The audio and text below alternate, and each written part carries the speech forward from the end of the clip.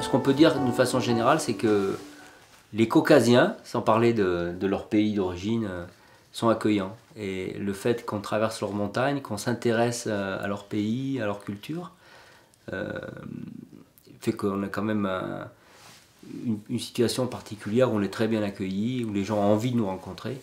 Et ça, c'est très agréable. Donc le voyageur est quasiment sacré, je dirais, dans le Caucase. Hein.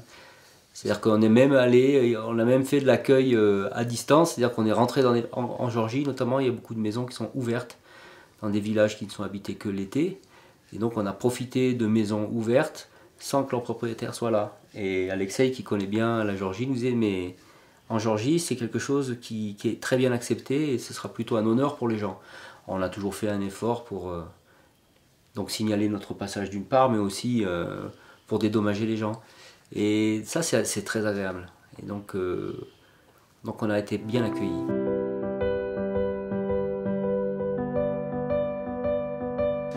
Des frontières, on en a passé peu, des vraies frontières entre deux pays, et trois pays en l'occurrence, du coup ça fait deux frontières. Elles ont été assez simples parce que c'est quelque chose qui est réglé comme du papier à musique.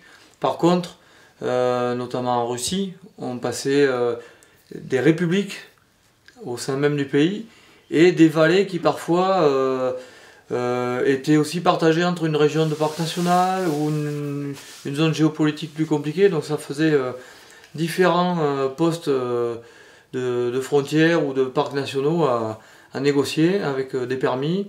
Parfois sans permis, on a essayé de louvoyer, mais on n'a jamais été gagnant à la fin.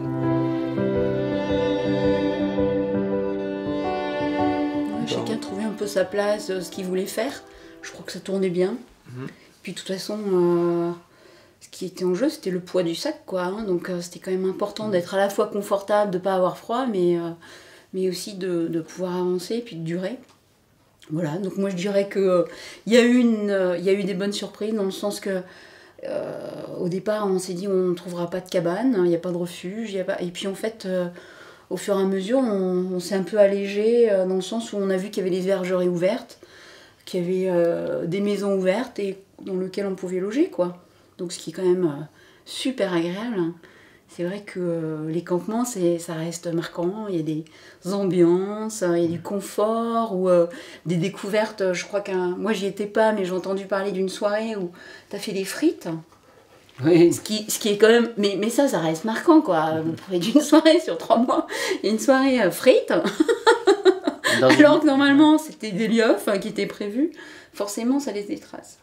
On a trouvé une bouteille d'huile et un sac de patates dans une maison. Ouais.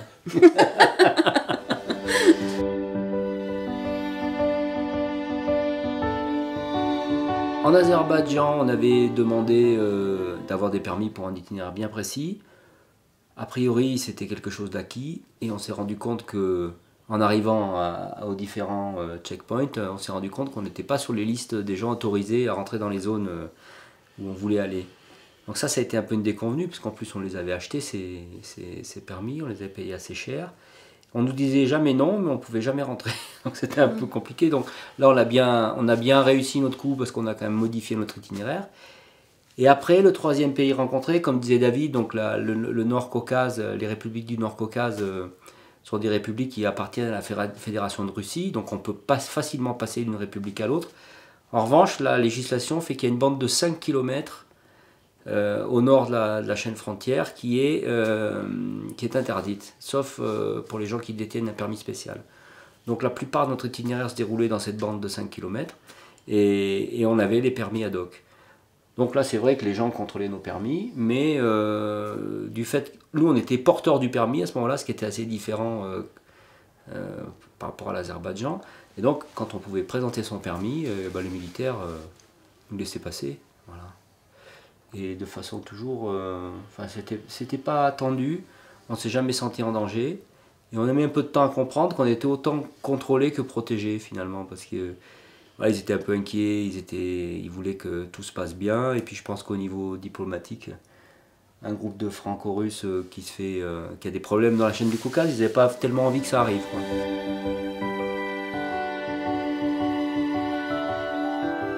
Du brouillard, des tempêtes de neige un peu classiques sur 3 mois, mais rien de long dans la durée, ni de vraiment intense. Donc de ce côté-là c'était bien. Mais par contre, ben voilà, on a eu des pénuries de neige et puis des manteaux peu épais de type de début de saison qui sont très compliqués à gérer, qui ont été déposés avec beaucoup de vent. Il me semble que il y a eu toujours un aller-retour entre beaucoup de vent, du froid, du grand beau, du vent à nouveau pour déposer de la neige. Et voilà, ça fait des manteaux complètement en fait, déséquilibrés. Voilà, ça a été plus le problème que la météo en elle-même. Et on a vu arriver les jours du printemps dans les basses vallées, et puis hop, on se faisait récupérer par le froid et l'hiver dès qu'on prenait 1000 ou 1500 mètres de dénivelé, quoi.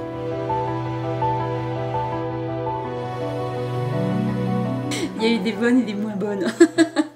Mais en fait, c'est ce qui fait le voyage, c'est justement de s'adapter. Alors, effectivement, il y a des jours où on avait un petit peu marre de s'adapter, et de changer d'itinéraire, ou de ne pas trouver la neige en quantité suffisante, ou pas suffisamment bonne pour pouvoir descendre où on voulait, tout ça. Mais c'est ce qui fait le voyage. Et c'est vrai que l'Azerbaïdjan nous a demandé beaucoup d'énergie, parce qu'il fallait découvrir les choses, comment ça fonctionnait, et puis on avait les permis pour faire tout ce qu'on voulait, et en fait on pouvait pas faire comme on voulait. Mais, le permis n'était pas actif en fait. Voilà, le permis n'était pas actif. De ce fait-là, on a dû faire plan B, plan C, mais par contre on a rencontré beaucoup de gens. Et c'est vrai qu'on en a bien profité. Après, la mauvaise surprise, ça a été mon accident.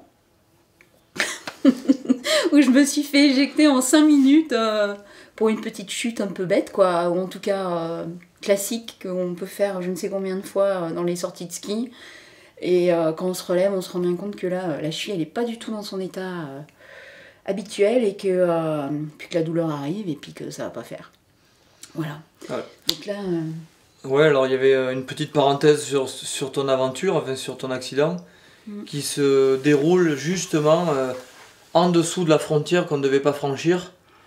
Et donc on se retrouve au Daghestan, mais on avait l'idée, avant l'accident, de reprendre un col juste un petit peu plus loin, qui nous ramenait en Géorgie. Et il se trouve que Betty, pof, se retrouve blessée au Daghestan, et qu'il est inimaginable de déclencher un secours à cet endroit-là. Et heureusement, on était sous le col qu'on venait, enfin, ou sous le sommet qu'on venait d'atteindre.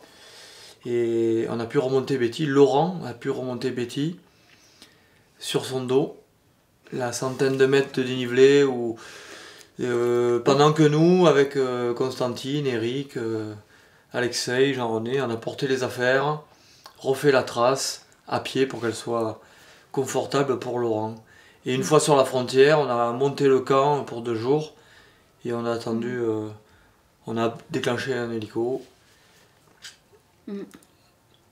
Et du coup, on était 7, et finalement, il n'y avait que 6 actifs après cet accident.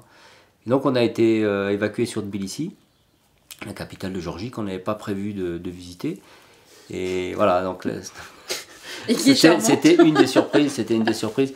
Bon, après, Betty a été rapatriée en France en avion, et nous on a repris le chemin pour aller dans les montagnes du centre de la Géorgie.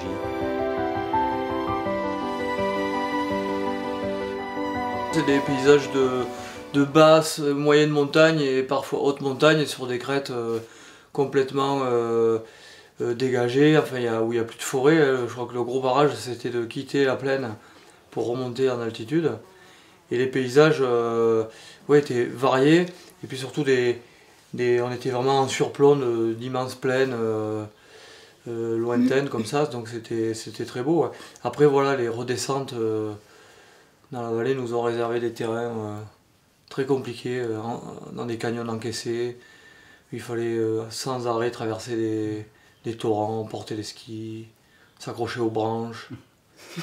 C'était je pense qu'on a franchi des tabous en ski de rando qu'on n'imaginait pas. Ouais.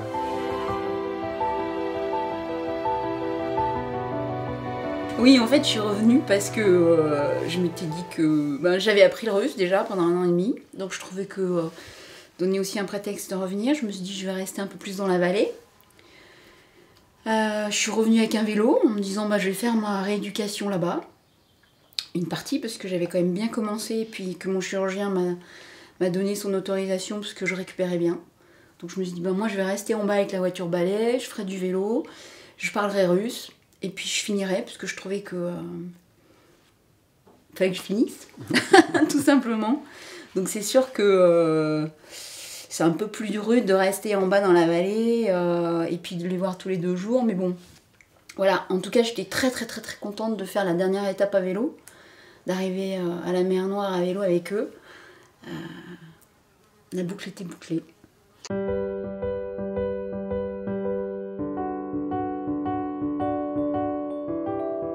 Alors l'après-Caucase, c'est un film, oui, et puis un bouquin, on espère bien, oui.